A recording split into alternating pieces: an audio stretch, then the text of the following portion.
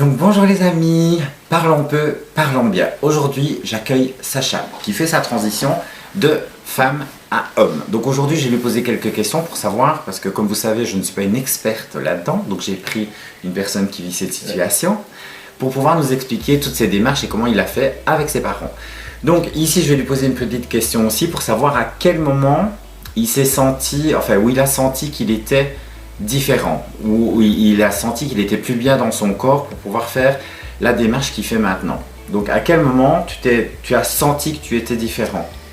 Depuis tout petit, je sens que je suis différent, mais vraiment tout petit. Déjà quand je jouais avec les autres en maternelle, je sentais qu'il y avait un truc qui allait pas, qui était différent. Et puis au début de la puberté, vers 12-13 ans, là j'ai commencé à avoir ma puberté de femme, mais ça m'a vraiment pas plu, j'étais pas bien dans mon corps, je sentais qu'il y avait quelque chose qui allait encore moins bien. Et alors vers 15 ans, 16 ans, je me suis dit c'est peut-être ça en fait. J'ai vu des vidéos sur YouTube de mecs trans qui montraient l'évolution de leur voix, qui montraient leur torsoplastie, donc l'ablation des glandes mammaires. Et j'ai fait, en fait c'est ça que je veux, c'est comme ça que je veux que mon corps soit, comment je veux que ma vie soit. Et du coup c'est là que j'ai réalisé quoi. C'est ça. Et donc tu l'as réalisé, mais après il y a eu le pas d'en être sûr aussi, parce que d'accepter aussi à l'intérieur de moi qui tu étais. Un homme, parce que ça a pris au moins 1 an ou 2 quand même. Tous les jours je me disais non, en fait j'ai pas très envie, parce que quand on voit sur internet ou à la télé, on voit que c'est des personnes qui ont l'impression qu'elles souffrent toute leur vie, que c'est super dur, et je me suis dit que j'avais pas envie de souffrir non plus toute ma vie et de vivre des opérations super chères et tout ça. Enfin, ça donne pas envie quand on voit ça à la télé. Et du coup je me suis dit en fait il y a peut-être moyen que je le sois pas. Donc je me suis forcée à rentrer dans des cases. J'ai acheté une mallette à fleurs rose juste parce que je me suis dit que comme ça peut-être j'allais redevenir une fille, alors que ça marche pas du tout comme ça. Et après 6 mois je l'ai jeté, donc ça allait pas. Et après 1 an je me suis dit non, tant pis, je suis trop mal, j'arrive vraiment pas à vivre comme ça, c'est que je suis vraiment un homme quoi. C'est ça, c'est pas possible. Que la nature s'est trompée quoi. Elle s'est vraiment trompée de corps. Et donc à un moment donné, quand tu as eu cette certitude, tu en as parlé à tes parents directement, ou tu as d'abord été te renseigner avec des associations ou pas? Je l'ai d'abord annoncé à mes amis pour voir comment les gens réagissaient. J'ai d'abord regardé pendant 2 semaines, je crois, que des vidéos des gens l'annoncer à leurs parents, à leurs amis. Et du coup j'ai réfléchi, puis j'ai envoyé un message en fait. Je me suis dit que c'était plus facile que de les avoir en face à face. Et mes amis l'ont tous bien pris, ils ont dit qu'ils s'en doutaient, parce que voilà. J'avais déjà le style très masculin et ça m'arrivait de me genrer au masculin sans faire exprès, donc c'était pas une très très grande surprise. Puis ils s'en foutaient, j'avais des amis très ouverts d'esprit, donc ça allait. À mes parents j'ai fait pareil, j'ai envoyé un message au plein milieu de la nuit parce que j'arrivais plus à dormir. J'attendais le moment fatidique où je savais plus le garder pour moi, et j'ai envoyé un message au milieu de la nuit. C'est ça. Et du coup le matin quand ils se sont levés, ils l'ont lu. Je l'ai envoyé d'abord à mon père, et parce que mes parents sont séparés. C'est ça. Et pourquoi tu l'as envoyé à ton père? Tu as plus d'affinité avec ton papa et tu pensais que ça allait mieux se passer? J'avais plus peur de la réaction de mon père, et je me dis comme ça serait fait, parce que ses parents sont assez fermés d'esprit et tout ça. J'avais peur que, comme il est fort proche, il choisisse ses parents plutôt que moi. C'est ça. Donc je lui ai dit, il a dit que c'était pas grave, que ses parents s'ils l'acceptaient pas, tant pis, ils l'acceptaient pas. Donc ça c'est super, t'as été surpris. Et j'étais quand même super surpris. Et quand on est allé l'annoncer à mes grands-parents, c'est difficile pour eux parce qu'ils ont 80 ans, donc à l'époque c'était autre chose. Mais maintenant ils ont pris le pli, ils ont aucun souci avec ça. Ça a juste été difficile au début de comprendre pourquoi, comment ça se fait, pourquoi j'ai choisi Sacha comme prénom. Enfin, c'est des petites subtilités et ils avaient eu du mal quoi. Alors avec le temps, on a discuté plusieurs fois, ça a été tout seul quoi. Oui, tout à fait. Et ta maman, parce que tu me dis d'abord ton papa, ça s'est bien passé en fait. Ma maman a eu beaucoup plus de mal à l'accepter. Et pourtant je pensais pas, parce qu'elle est lesbienne, donc je me suis dit que c'est ça, donc allait... en fait ta maman est lesbienne. Et je me suis dit que ça allait passer tout seul, et en fait non, elle a mis c'est bizarre quand même, venant d'une personne qui entre guillemets vit les mêmes choses que toi, les mêmes difficultés que toi. Et après elle m'a expliqué, après quand elle a vraiment commencé à l'accepter il y a 6-7 mois. Après, ça a été compliqué. Elle acceptait qui j'étais, mais elle avait du mal à me genrer correctement, à montrer au monde que oui, j'étais trans, parce qu'elle voulait que je continue de me raser les jambes quand j'allais en été quelque part avec elle, parce qu'elle avait pas envie qu'on nous regarde mal, parce qu'elle sait ce que c'est quand on nous regarde mal dans la rue et tout ça. Elle avait pas envie que je vive ça, qu'on me regarde mal, qu'on me parle mal, ou que je risque de me faire insulter ou frapper. Et du coup, elle a préféré occulter ça et se dire non, c'est pas possible. Et à un moment, il avait fallu qu'elle accepte. D'accepter. Elle s'est rendue compte que c'était vraiment moi, comment j'étais, et que tant pis si. Je préférais prendre le risque de me faire frapper en rue que de continuer de vivre comme ça, dans mon ancienne identité qui me plaisait pas du tout. C'est ça. Et tu as commencé les hormones, donc c'est tes parents qui t'ont aidé pour aller voir des médecins pour commencer de prendre ta testostérone, ou tu as été tout seul de nouveau? Les démarches, vous les avez fait ensemble? Au tout début que j'ai su que j'étais trans et que j'ai commencé, quand je l'ai accepté moi-même, je savais que je voulais prendre des hormones parce que mon corps me plaisait pas du tout, et les effets que donnent les hormones, c'était vraiment quelque chose que j'avais envie. Donc je le savais déjà et je l'avais dit à mes parents tout de suite, quoi. Je me suis dit que s'ils s'y habituaient, j'allais les avoir plus vite. C'est ça. Parce que j'étais toujours mineur à ce moment-là, j'ai encore que 19 ans, quoi.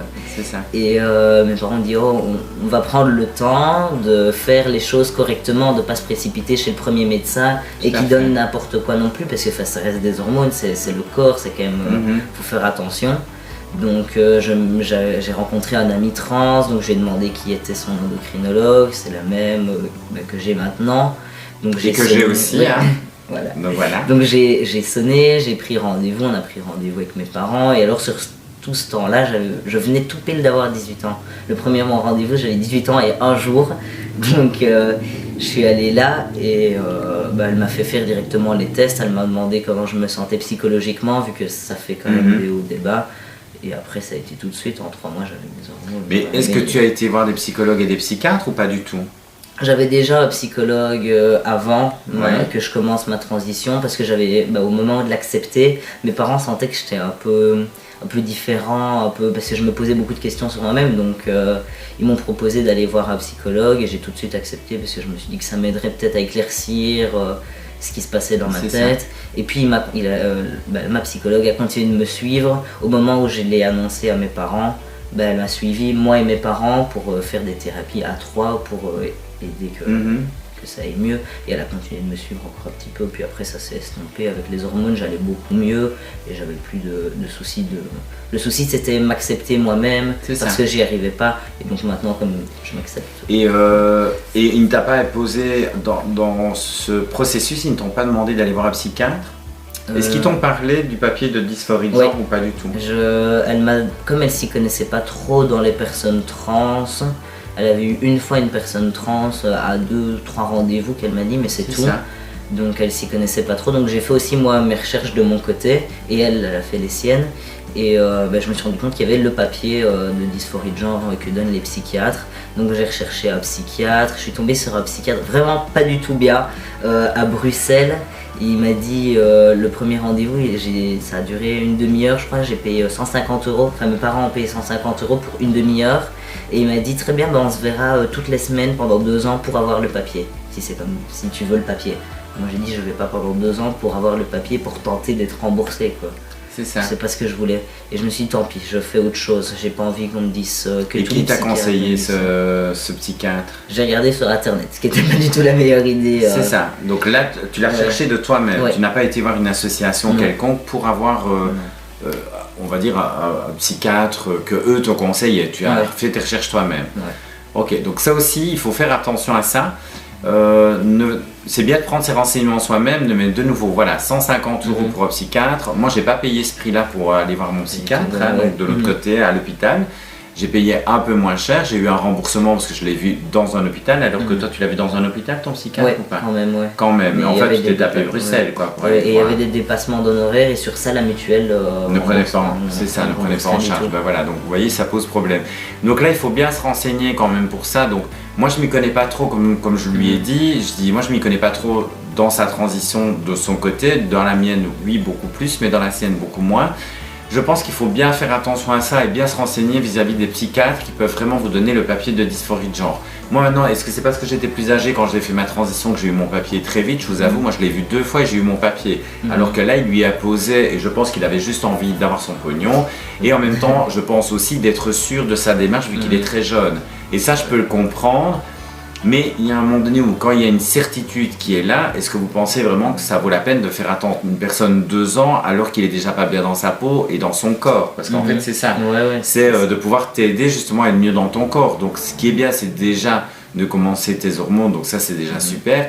Mais le papier de dysphorie de genre, comme je vous l'ai dit, peut vous amener à avoir des remboursements. Et ça c'est quand même bien important. Et d'ailleurs on parlera d'un sujet qu'on a parlé tout à l'heure, qui est un peu chaotique de nouveau parce que je pense qu'on va essayer de se renseigner aussi bien lui que moi pour voir si par hasard il n'y aurait pas des remboursements dans, ça s'appelle comment, l'opération que tu voudrais faire? La torsoplastie. Voilà, la torsoplastie. Donc là par contre, si dans mes abonnés il y a des personnes qui ont des renseignements vis-à-vis de ça, pour voir s'il y a un remboursement en Belgique qui est fait ou pas, ce serait très gentil peut-être de nous laisser un message parce que comme ça je pourrais aussi lui faire partager les messages que j'ai eus, peut-être qu'ils vont nous aider et aider d'autres personnes qui nous regardent à voir si on a droit à un remboursement quand on fait cette opération-là ou pas, de la mutuelle, totalement ou pas. Vous voyez, parce que là on va continuer l'interview et il va nous expliquer aussi l'intervention qu'il est obligé de payer pour faire son opération qui est prévue donc le 18 octobre. 19.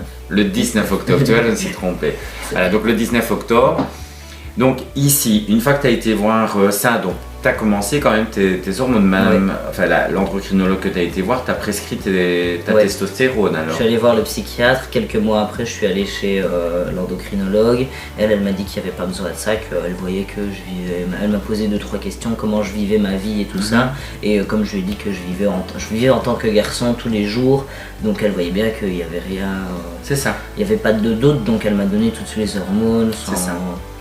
Et contrairement à certaines personnes qui parlent de cette personne qui nous soigne tous les deux, je le mets au masculin comme ça, mais moi je le mets au masculin, on s'en fout. Et contrairement à ce qu'on t'a dit d'elle, elle t'a comprise directement. Quoi. Elle t'a compris et elle a compris directement ton mal-être.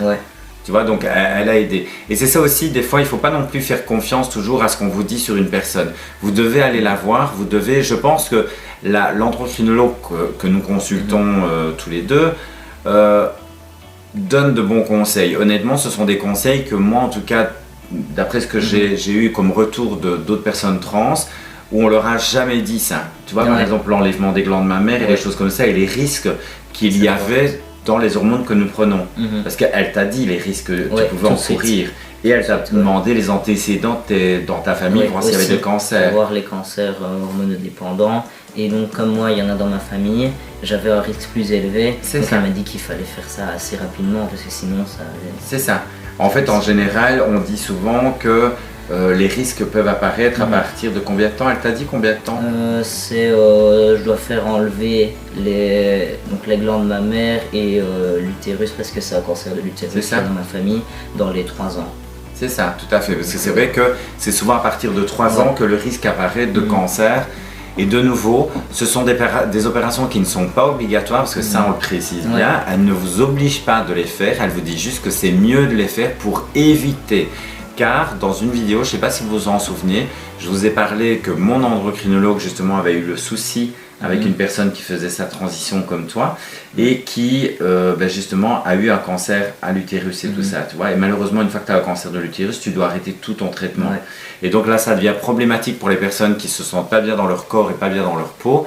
C'est que au moment où on dit, vous imaginez que si on lui dit à un moment donné, tu as un cancer et tu dois arrêter toutes tes hormones et tu ne pourras jamais plus en reprendre, ça va te dévaster. Ah, c'est sûr, Tu vois, tu comprends.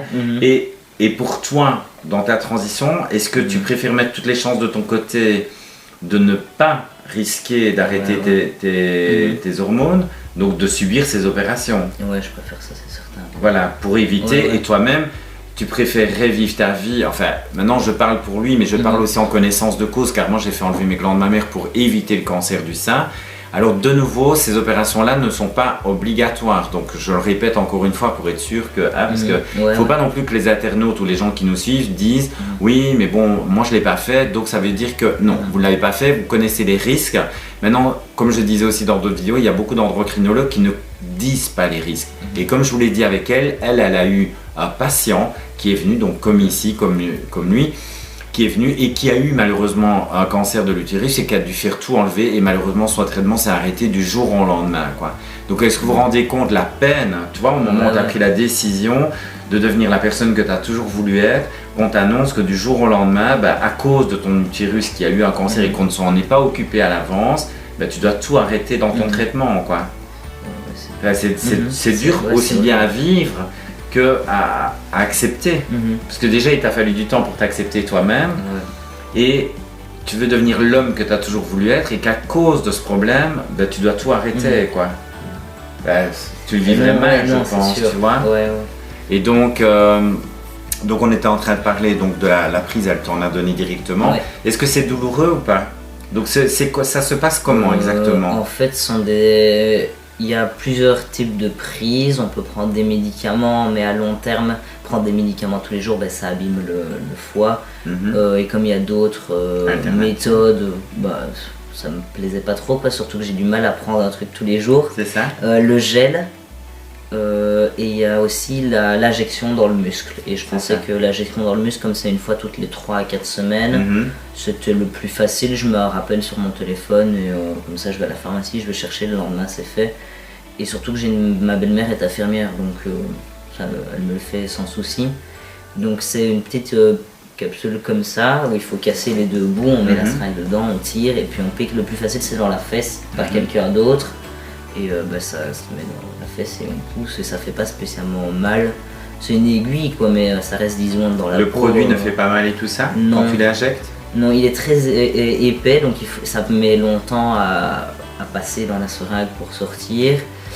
Il faut frotter un petit peu sur la fesse pour que le produit se disperse. Et c'est tout. Ça m'est arrivé quand j'étais un peu stressé sur les périodes d'examen à l'école, où mon muscle était plus contracté. Là j'ai eu un bleu pendant 2-3 jours, mais c'est sur le haut de la fesse, donc quand je suis assis c'est pas un souci, quand je suis couché c'est pas un souci. Donc, mais sinon la douleur de l'injection du produit n'est pas c'est pas douloureux, c'est une piqûre quoi. Ce serait comme une prise de sang en fait, sauf que c'est dans la fesse. Oui, c'est parce qu'en fait j'ai déjà vu des émissions, tu vois, où il y avait des jeunes hommes qui faisaient ces injections là et on avait l'impression, d'après ce qu'on voyait, que c'était insurmontable. Tu vois ce que je veux dire? Que ça donnait une piqûre. Alors je me dis, est-ce que c'est le fait que tu dois prendre un grand souffle et tout ça? Et alors tu voyais vraiment qu'il était dans un état. Alors la première fois, parce que moi j'ai eu cette sensation-là la première fois qu'on t'a prescrit tes hormones. Donc déjà, je sais pas, est-ce que tu étais euphorique ou pas? J'étais content mais j'étais stressé. Voilà, donc tu as eu vraiment un mélange des deux en fait. Et le jour où on a dit, voilà, maintenant on commence, est-ce que tu es prêt à avoir ton changement de vie maintenant? Ah là j'étais prêt. Voilà, tu étais prêt, mais maintenant est-ce que tu n'avais pas cette angoisse de la première injection? Ouais, quand même, j'avais peur d'avoir mal, surtout.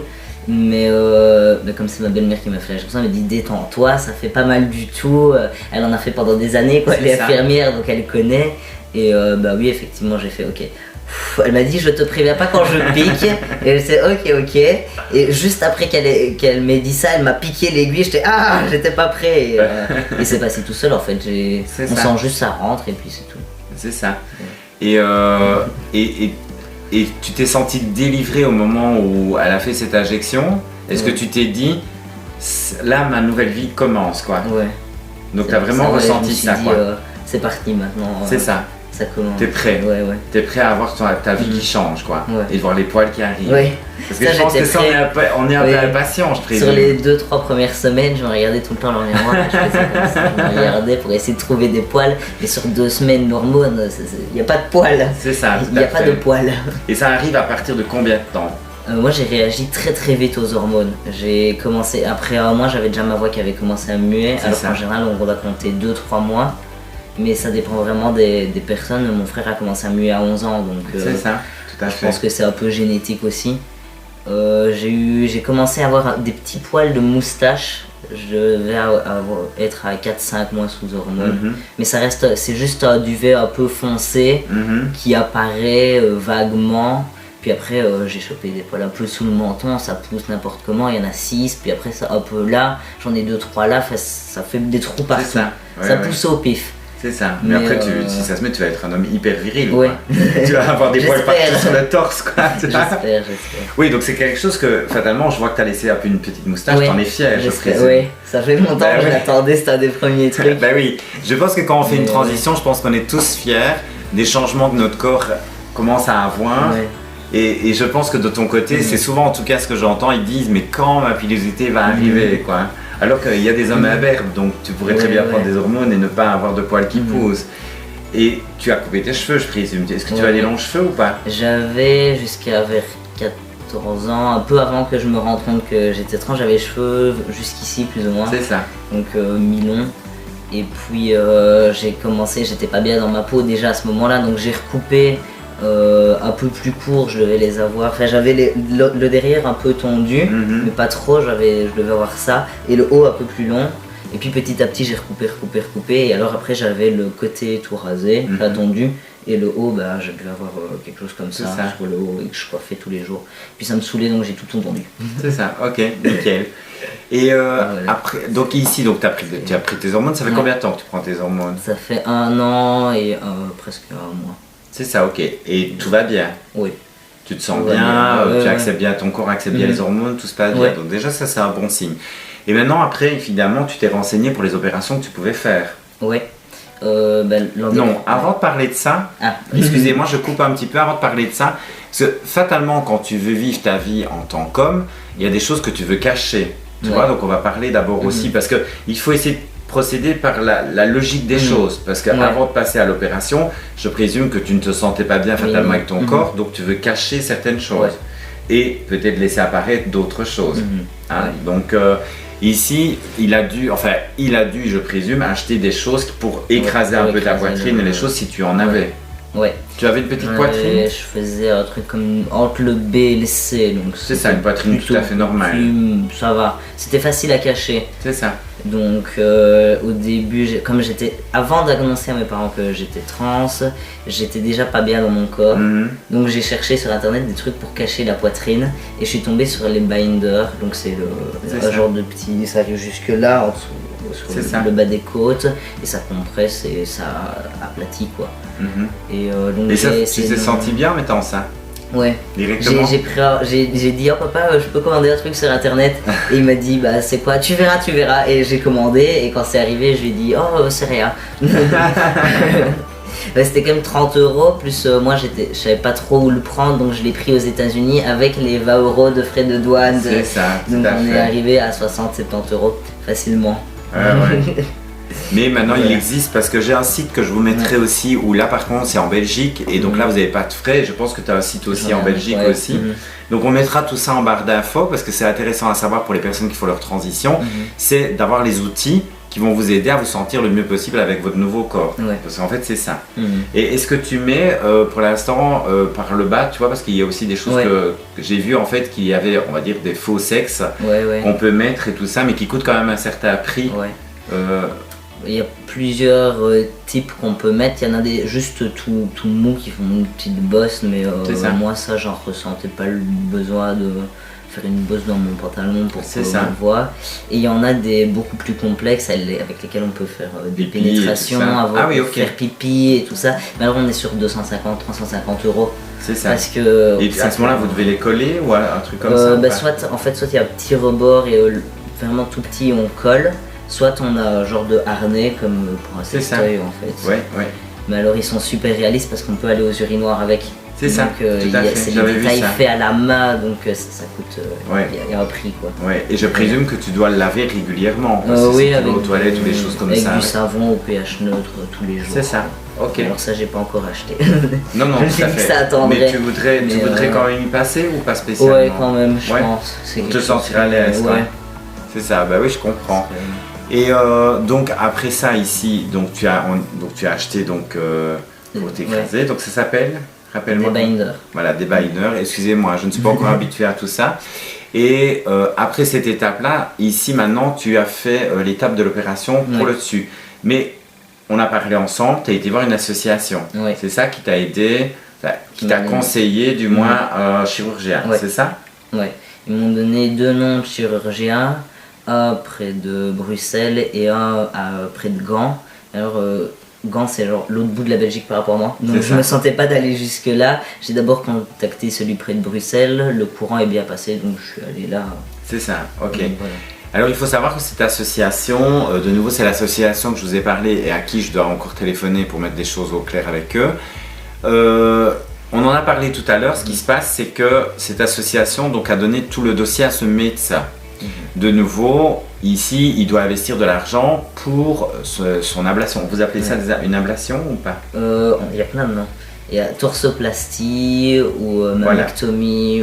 C'est ça. Donc voilà, pour faire sa torsoplastie, il a dû aller voir ce chirurgien, donc il a été voir et donc son opération est prévue donc, le 19 octobre. Et fatalement, ses parents doivent sortir des sous. Alors là, par contre, voilà, comme on en a parlé, de nouveau, nous ne parlons absolument pas de l'association et c'est pour ça qu'on ne cite pas cette association parce que cette association l'a quand même aidé à trouver un chirurgien. Par contre, quand il a été voir le chirurgien, comme il m'a expliqué, le chirurgien a dit vous aurez un petit remboursement de la mutuelle, mais par contre, mes honoraires sont comptés. Donc, il doit débourser 3 500 €, quelque chose comme ça. 3 000 €, il faut compter après la partie séjour à l'hôpital, tout ça qui la mutuelle rembourse, mais pas totalement. Pas totalement, voilà, c'est ça.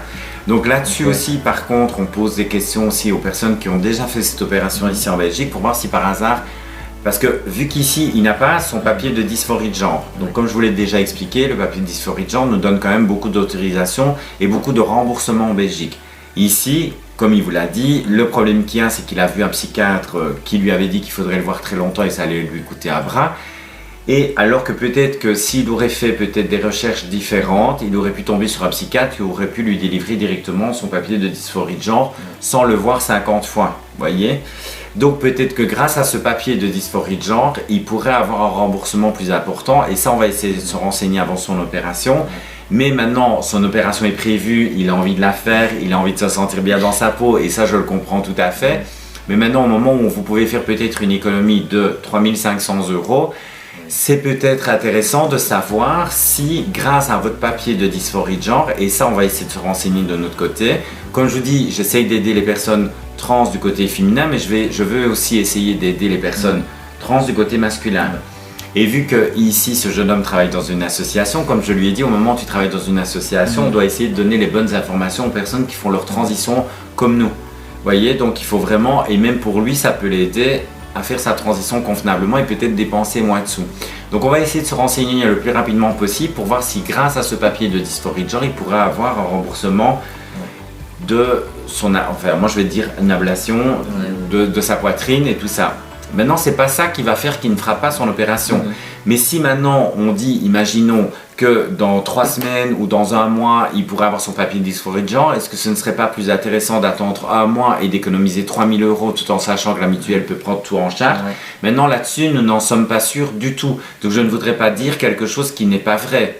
Comme je vous dis dans ma vidéo, de nouveau, on ne critique personne, mais si on peut aider les personnes à avoir un remboursement et ne pas payer un montant trop onéreux pour ça, alors qu'il y a d'autres opérations qui vont venir en ligne de compte peut-être pour toi, ben, il faut essayer d'économiser un maximum d'argent, surtout pour l'instant c'est ses parents qui payent.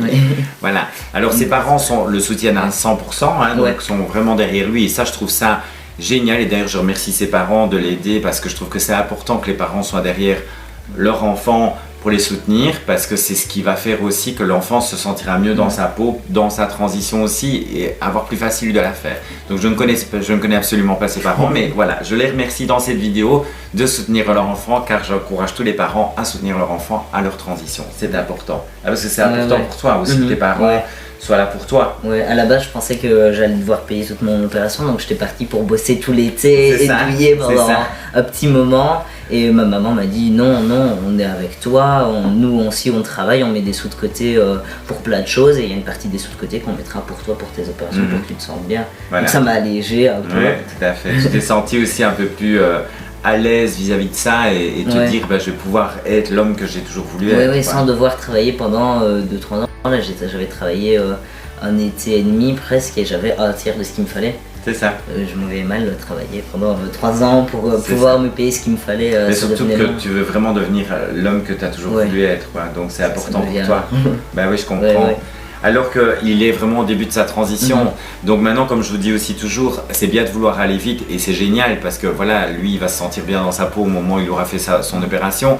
Mais maintenant, tout le monde ne peut pas aller aussi vite. Voilà, comme il dit, si ses parents n'auraient pas su l'aider, il aurait dû attendre beaucoup plus longtemps. Donc prenez le temps, même si ça prend 3 ans pour des personnes qui n'ont pas malheureusement leurs parents pour les aider, prenez le temps et soyez l'homme que vous avez envie de devenir et soyez la femme que vous avez envie de devenir, mais avec le temps qu'il faudra. Alors je sais que c'est dur de dire ça, mais c'est plus important de prendre le temps et de bien faire les choses que de vouloir vous faire opérer le plus rapidement possible et peut-être pas vous trouver les bons chirurgiens pour faire ces opérations-là. J'ai vu des garçons aller chez n'importe quel chirurgien parce qu'ils faisaient pas très cher et avec des cicatrices de 4 ou 5 cm de large, des trous parce que la liposuction n'est pas faite correctement et le résultat est vraiment pas esthétique. C'est ça, je comprends. Donc il faut vraiment essayer de bien vous renseigner avant. Donc moi je sais que le chirurgien qui m'a opéré fait ces opérations-là aussi. Mais voilà, on l'a dirigé à Bruxelles, on a donné... Maintenant je vous avoue franchement que moi où j'ai un peu du mal, c'est que ce soit une association qui donne tous les documents au médecin et que ce ne soit pas la personne concernée. Tu vois ce que je veux dire?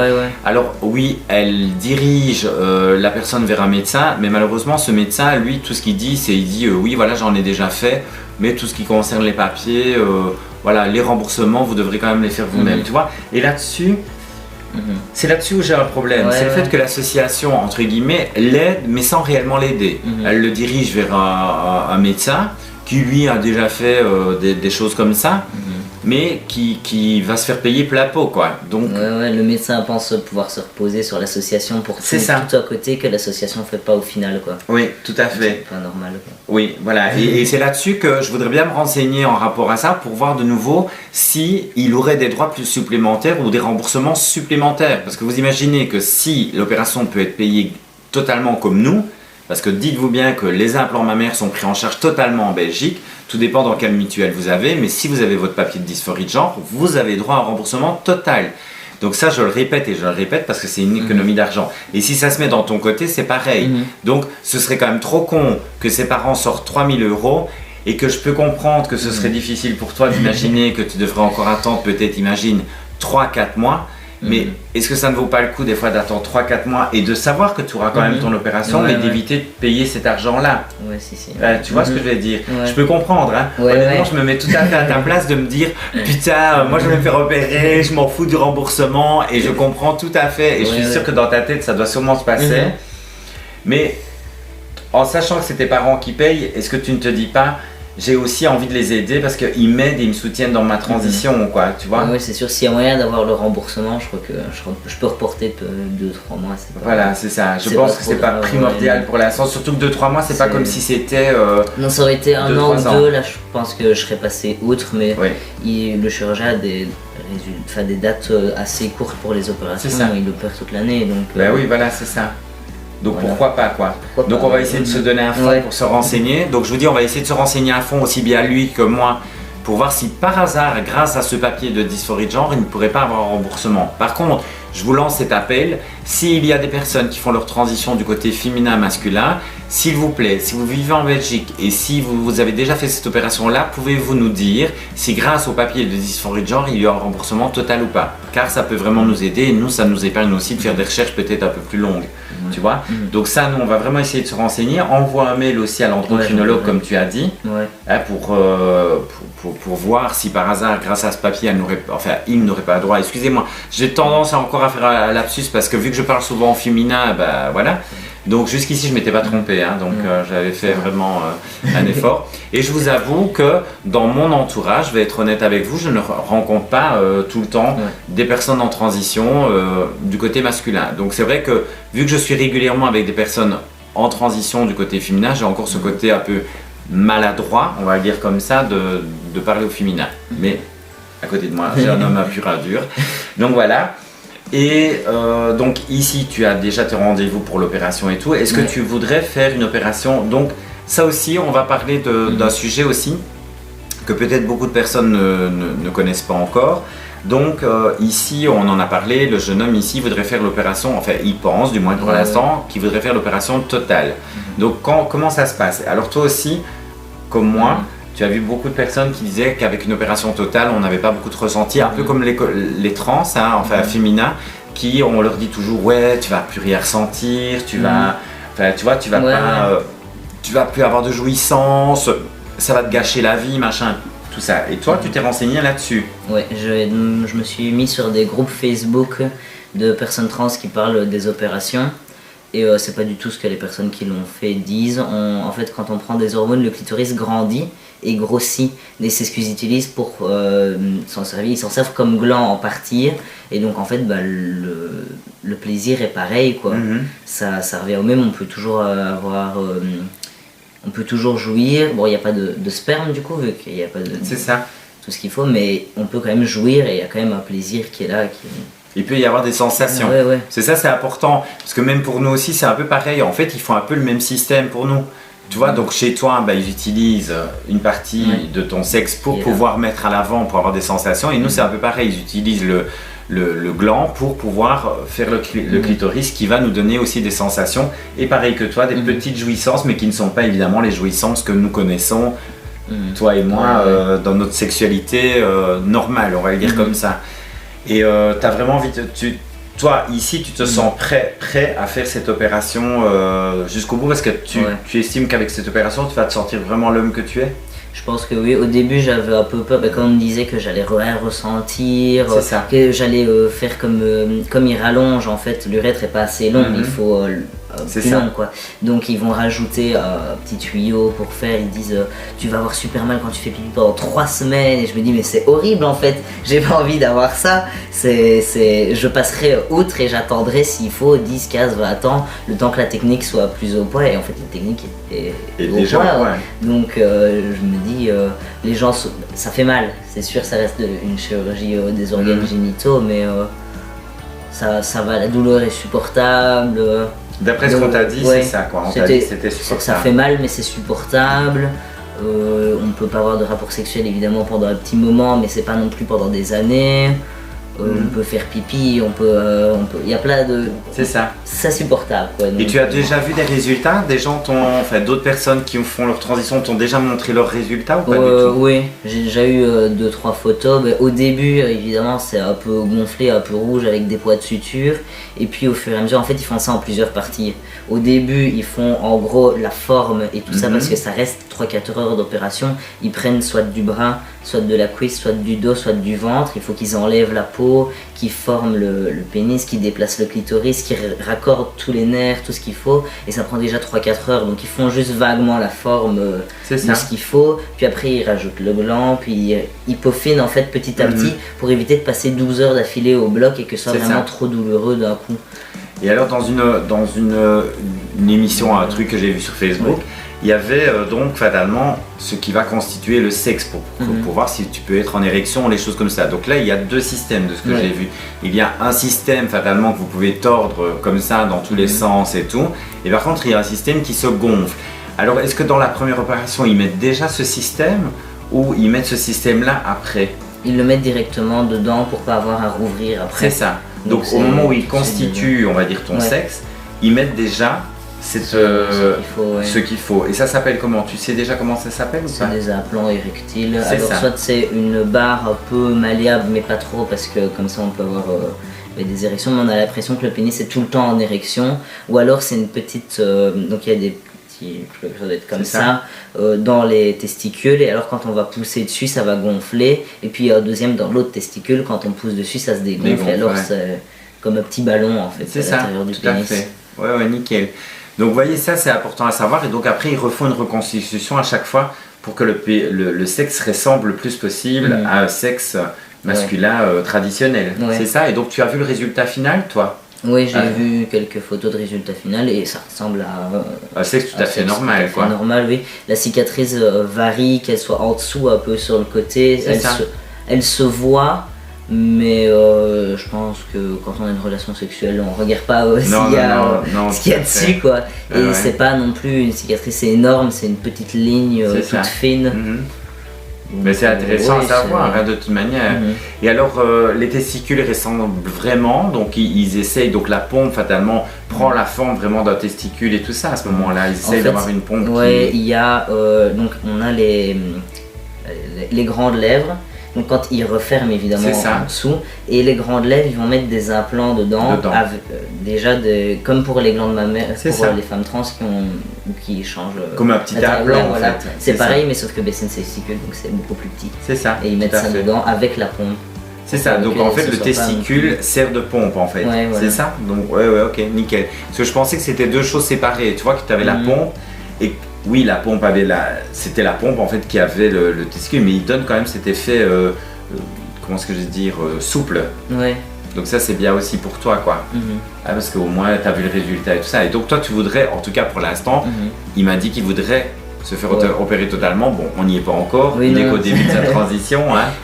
C'est une idée qui germe de plus en plus dans la tête et qui me plaît bien. C'est ça, tu sens que tu as vraiment envie d'être l'homme que tu veux. Ouais. Jusqu'au bout. C'est ce qui me plaît. Ouais, tout à fait. Me ferait le plus plaisir physiquement. Ouais, je comprends. Pour moi, c'est pareil. Ouais. Pour moi, c'est exactement pareil. C'est pour ça que je fais mon opération aussi. Et ce qui est bien, c'est qu'on a nos opérations plus ou moins similaires. Donc, moi, c'est le 12 octobre, lui, c'est le 19. Donc, c'est vraiment génial. On pourra se soutenir. Là, on se dira, ça va, ça a été. Et donc, voilà, donc ça va être super sympa. Et j'avais envie aussi de faire cette vidéo-là pour justement vous présenter une personne que... Et je vous dis, j'ai pas fait sa connaissance il y a longtemps. En fait, j'ai été dans une association où il travaille. Et bêtement, en fait, il m'a envoyé un message. Je savais pas si... Je sais pas quand tu m'as envoyé le message si tu savais que j'étais une trans, en fait. On m'en avait parlé, oui. C'est ça. Parce que le directeur de l'association te connaissait. C'est ça, ok. Parce qu'en fait, quand il m'a envoyé un message, il m'a dit tiens, par hasard, est-ce que vous voulez bien... C'était pour de la pub ou je sais pas quoi. Pour parler de mon commerce. C'est ça. Ouais, pour un projet dans mon commerce, pour accepter les personnes en transition. Et je lui ai envoyé un message en disant il irait bien mal que je n'accepte pas les personnes en transition dans mon salon vu que je suis une personne trans moi-même.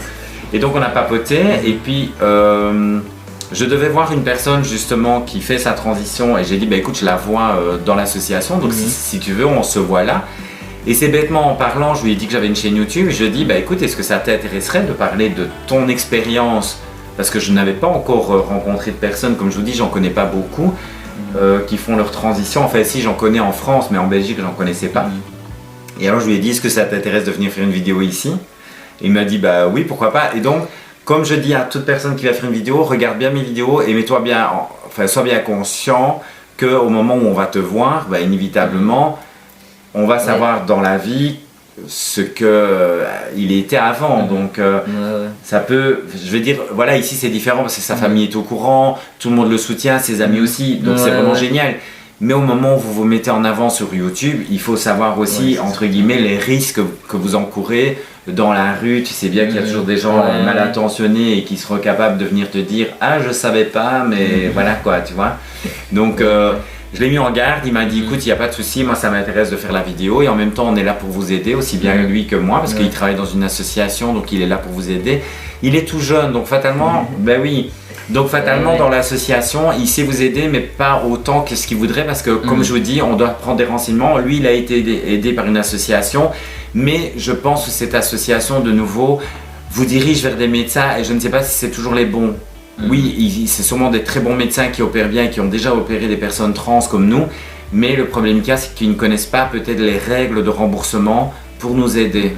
Et donc, comme je disais tout à l'heure, c'est un peu trop bête d'aller payer de l'argent alors qu'on pourrait peut-être faire des économies aussi bien lui que moi dans des remboursements. Moi, j'ai eu droit à mes remboursements, mais lui, il est au début de sa transition et j'aimerais aussi l'aider à peut-être l'aider à avoir un remboursement aussi bien pour tes parents et peut-être aider d'autres personnes. Donc comme je vous l'ai dit, je repasse le message, s'il y a des personnes qui font leur transition de, on dit FF, moi je ne m'y connais jamais dans ces trucs-là. FTM, voilà. Mail to mail. Voilà, c'est ça. Moi je t'avoue, et je sais pas si là-dessus, je voulais te poser justement cette question, est-ce que tu trouves que c'est bien de mettre tous ces initiales à chaque fois pour dire ce qu'on est ou les opérations qu'on a subies? Est-ce que tu penses que c'est intéressant si tu, par exemple, imagine, tu regardes une vidéo YouTube et tu n'es pas une personne trans, est-ce que tu penses que la personne qui regarde la vidéo comprendrait tous nos termes? Les termes parfois sont compliqués. Pour toi aussi. Mais ouais, pour moi aussi, au début ça a été compliqué. Après, à force de regarder des vidéos, on baigne dans le vocabulaire, donc évidemment c'est c'est plus facile. Mais ouais, c'est vrai que c'est pas facile. Après, Voilà. ça aide certaines personnes à se mettre des étiquettes tant Oui, mieux pour mais- elles, quoi. Mais c'est voilà, pas facile. on nous met une Ouais, étiquette. ouais. D'office, en faisant ça, je trouve qu'on nous met une étiquette. Moi, j'estime que, voilà, moi je suis une personne trans, voilà, masculin, féminin. Ici, on a une personne trans du côté féminin, masculin. Je trouve que c'est plus facile à comprendre pour les internautes Ouais. qui ne font pas partie de nouveau de notre milieu. Et moi-même, hein, en faisant partie de notre milieu trans, j'ai du mal. Hein. Ouais, Avec, ouais. comme tu dis, avec les FFR, enfin, moi j'y comprends rien. Comme tu dis aussi, quand je regarde, fatalement, je me dis, oui, ça va, ok, je commence à comprendre, mais j'arrive pas à le dire parce que je retiens pas et parce que perso, ça m'intéresse pas. Tu vois, je préfère être clair avec les internautes et tout. Et donc, je voulais justement te poser cette question pour me dire, ça va, je suis pas la seule à me dire que c'est compliqué, quoi, tu vois. C'est compliqué, Parce ouais. que ouais, c'est super chiant en fait, tu vois. Et comme tu Ouais, dis, ouais. en finalité, quand tu as dit quelque chose, tu as dit oui, en fait, on se met dans des cases. Et je trouve que ça, c'est vrai. On doit arrêter de se mettre dans des cases. Il faut dire les choses telles qu'elles sont. Moi, je suis une trans masculin féminin et lui, c'est voilà, féminin masculin. Et je trouve que c'est beaucoup plus facile pour les personnes hétérosexuelles ou autres, bisexuelles ou quoi, de comprendre aussi notre transition. Parce que moi, je vous dis franchement, moi, tous les termes, je les comprends pas et ça m'énerve, quoi. Enfin, à un moment donné, on a l'impression Ouais, ouais. qu'on va passer, tu vois, un truc à l'école, quoi. Ouais. Allez, on passe un examen, allez. Moi, c'est pas trop mon délire, hein. Donc voilà, on va essayer, lui comme moi, de vous aider dans votre transition le mieux possible. Lui va encore faire ses recherches aussi bien dans sa transition. Et moi, je vais essayer de l'aider aussi pour voir les remboursements. Donc, on va vraiment essayer. Donc, lui, il va déjà envoyer un mail. Et de nouveau, si vous savez nous aider, c'est bien. Et je le tiendrai au courant de tout ce que les gens nous diront en rapport à ça. Ouais. Ça va. Alors, je le remercie vraiment beaucoup d'avoir fait la vidéo. On va arrêter la vidéo ici. Et si tu as d'autres choses à dire dans la vidéo, quoi, et si tu veux revenir nous dire des choses supplémentaires qu'on n'aurait pas dit aujourd'hui, Ouais. à ce moment-là, tu reviens, tu me le dis, on se réinvite et on en parle aux auditeurs et tout ça. Comme ça, au moins, on peut vraiment les aider aussi dans leur transition et dans les associations. Donc ici, il est dans une association, je pense qu'on peut en parler. Ouais, ouais, sans Donc une souci. association ici à Verviers, donc qui s'appelle La Maison Arc-en-Ciel. la de Maison Verviers. Arc-en-Ciel, voilà, de Verviers. Donc s'il y a des gens qui sont de la région ou même tout près, vous pouvez venir dans l'association. Donc Avec il grand se plaisir. fera un grand plaisir de vous accueillir. Et si vous voulez me rencontrer ou quoi, il pourra me faire passer le message et je viendrai de l'association. Si vous avez envie, parce que ça aussi, j'y avais pensé, je ne sais pas si ça peut être intéressant aussi de faire, pas une réunion, mais tu vois, comme, je sais pas comment on fait ça, on dit ça, tu vois, où tu as des gens qui viennent et qui t'écoutent sur ta transition et des choses comme Ouais, ça. des genres de groupes de parole. C'est quoi, ça. ouais. Groupe de parole ou quoi. Donc si vous voulez qu'on fasse un groupe de parole à Verviers, donc moi je suis de la région aussi, donc je peux venir faire un groupe de parole et en même temps qu'on puisse échanger des idées et des choses. Maintenant, fatalement, si on fait ça, ce n'est pas pour avoir de l'agressivité gratuite. Donc on est là pour essayer de s'écouter l'un l'autre, de dire chacun nos avis, de dire si on est d'accord ou pas. Comme on dit, la critique est constructive, mais maintenant on est là aussi pour vous aider dans votre transition et vous aider un maximum, aussi bien lui que moi, pour que on ait toutes les informations les mieux possibles pour pouvoir vous aider dans votre transition. Ici, comme je vous dis, de son côté, je n'ai pas encore toutes les informations, on va essayer de se renseigner pour pouvoir vous aider. J'espère que cette vidéo vous a plu avec ce charmant jeune homme qui est venu aujourd'hui après-midi, parce qu'on est l'après-midi aujourd'hui. Hein. Et donc voilà, on vous fait un gros bisou tous les deux. On vous fait un petit coucou, merci beaucoup et à la prochaine et je le réinviterai. Donc si vous voulez apprendre de nouvelles choses, si vous voulez lui poser des questions et tout ça, je vous laisserai peut-être un endroit, La Maison Arc-en-Ciel. la Maison Arc-en-Ciel, pardon, je me trompe. Maison Arc-en-Ciel, vous pourrez peut-être lui envoyer des messages là-bas pour qu'il puisse vous répondre. Et si vous voulez le revoir voilà, si vous voulez le revoir sur la chaîne YouTube ici, on fera une petite vidéo. Vous nous posez les questions que vous voulez lui poser, je le réinvite et je lirai les questions que vous avez envie de lui poser. Super, on vous fait de gros bisous. Soyez prudents, faites attention à vous, on vous aime beaucoup. À bientôt.